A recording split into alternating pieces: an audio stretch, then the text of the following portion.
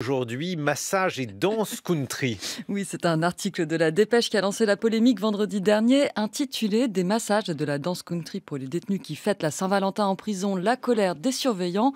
Il reprenait un communiqué syndical et rassemblait quelques témoignages d'agents de la maison d'arrêt de Seyss près de Toulouse qui expliquent: nos familles, comme tous ceux qui vivent avec un SMIC, aimeraient aussi profiter d'activités gratuites.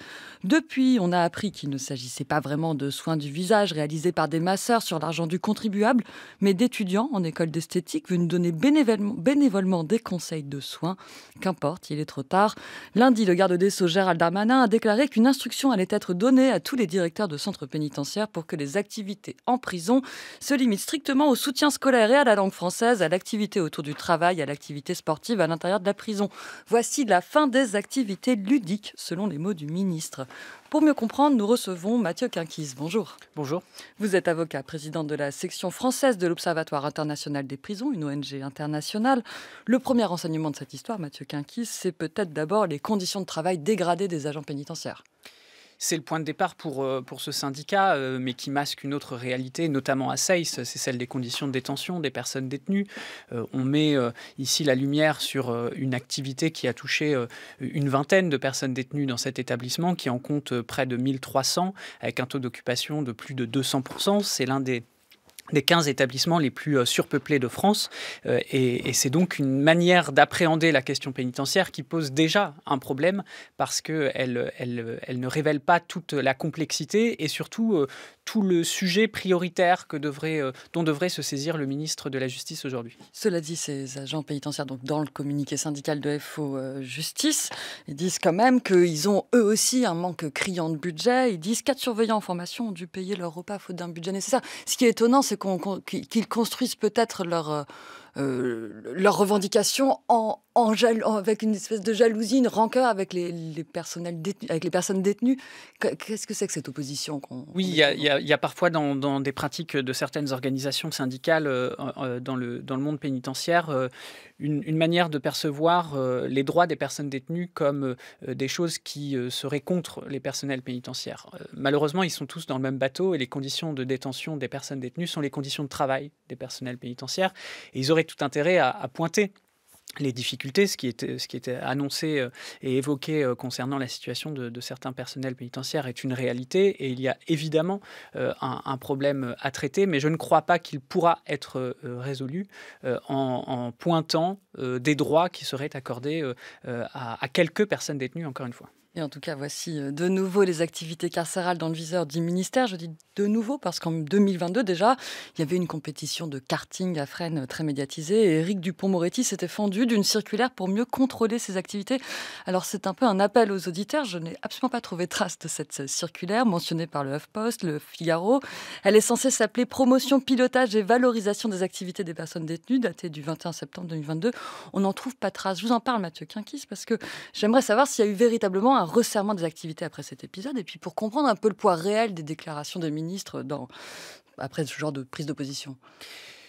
La question de la publication de cette circulaire, elle montre un peu le flou général qui peut encadrer la réglementation en matière pénitentiaire. Un certain nombre de notes, d'instructions, qu'elles soient nationales ou locales, ne sont pas publiées, ne sont pas portées à la connaissance des personnes détenues. Et donc nous, notre travail à l'Observatoire international des prisons, c'est un peu de mettre à jour tout ça et de révéler les normes qui ne sont pas effectivement publiques. Il y a forcément un décalage entre le discours public et la réalité parce que le resserrement total des activités en détention serait un véritable désastre pour les établissements pénitentiaires parce que ce sont des soupapes. À la fois pour les personnes détenues, mais aussi pour les personnels de surveillance. Ce sont des espaces de respiration, des espaces de maigre liberté qui permettent de réduire le niveau de tension, le climat de violence au sein des établissements pénitentiaires. Et donc, ce qui est annoncé est rarement ce qui est mis en place parce que dans la pratique, c'est inapplicable. Inapplicable et puis aussi peut-être, alors peut-être pas contraire à la loi de 2009 parce que a priori c'est pas le cas, on n'a pas vu de grands contentieux soudainement, mais ce qui est certain c'est que ces activités sont un droit garanti aux personnes détenues, donc c'est cette loi en 2009, novembre 2009 je crois. Qu'est-ce qu'elle prévoit cette loi, puis quel est son esprit ? Alors cette loi de 2009, d'abord, c'est la loi pénitentiaire qui a été adoptée sous le quinquennat de Nicolas Sarkozy par un gouvernement de droite, il faut quand même le rappeler, parce qu'on présente ici ces activités comme une forme de laxisme qui serait associée à certaines franges du personnel politique. C'est une loi qui... en même temps qu'elle reconnaît un droit aux activités aux personnes détenues, fixe un devoir à l'administration pénitentiaire de proposer au moins une activité à chaque personne détenue en France. Et elle part du principe et du constat que la détention est un temps d'oisiveté contraint pour les personnes détenues et qu'un bon nombre d'entre elles ne bénéficient d'aucun accompagnement en détention et passent la plupart de leur journée en cellule, pas de leur plein gré, mais parce que l'administration est dans l'incapacité de leur proposer une activité, un travail, une formation, un enseignement scolaire. Oui, j'ai vu, pardon, je vous interromps, mais j'ai vu qu'en effet, en 2023, c'est dans un rapport du ministère de la Justice, seuls 30% des détenus bénéficient d'une formation générale ou professionnelle. Donc en fait, il y a une oisiveté, on reste dans sa cellule, individuelle ou non, parce que là aussi, il y a à peine la moitié des détenus ont une cellule individuelle et il n'y a rien à faire. Et ça, c'est délétère en fait. C'est ça. Et dans des cellules qui, par exemple à la maison d'arrêt de Toulouse-Seyss, sont évidemment surpeuplées parce qu'on compte 580 places pour près de 1300 personnes incarcérées dans l'établissement. Donc il faut imaginer les conditions dans lesquelles ces personnes vivent et les rapports qui nécessairement se tendent avec l'ensemble de leurs interlocuteurs, au premier chef les personnels pénitentiaires. Et l'idée donc de ces activités, c'est de prévenir la récidive, même c'est-à-dire qu'au-delà du maintien de l'ordre interne, on a quand même l'idée que des activités culturelles, artistiques, sportives, éducatives vont permettre ensuite de mieux sortir de prison. L'idée de ces activités, c'est pas seulement de combler un temps vide, c'est aussi d'acquérir des aptitudes psychosociales et de retrouver des apprentissages qui peut-être ont manqué à certains moments. C'est l'occasion d'apprendre à vivre en collectif, de construire ensemble des projets, de s'ouvrir à des choses qu'on n'avait pas eu l'occasion de découvrir auparavant. Et donc évidemment, ce n'est pas nécessairement des projets d'insertion professionnelle qui vont se dégager derrière, mais c'est des capacités données à chacun de se situer dans un espace de vie collectif qu'il va devoir un jour retrouver à l'extérieur.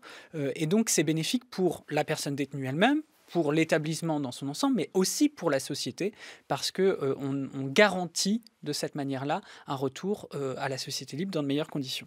Un mot très rapide des budgets derrière, puisque en gros le circuit de mise en œuvre de ces activités, c'est des associations qui proposent des projets, on les discute ensuite, le service pénitentiaire d'insertion et de probation en discute, on valide et on finance au niveau de la direction interrégionale des services pénitentiaires. Quand on regarde la presse, on a l'impression qu'en fait c'est un peu ce qui coûte le moins cher qui a le plus souvent lieu et que c'est super si c'est gratuit, ce qui était le cas de ces soins du visage.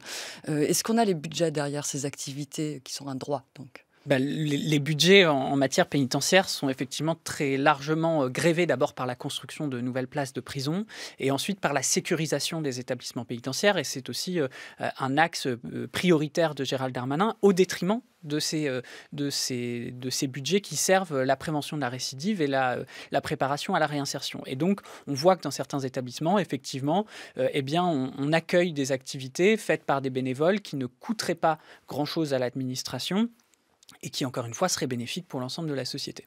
Merci beaucoup, Mathieu Quinquis. Merci à vous.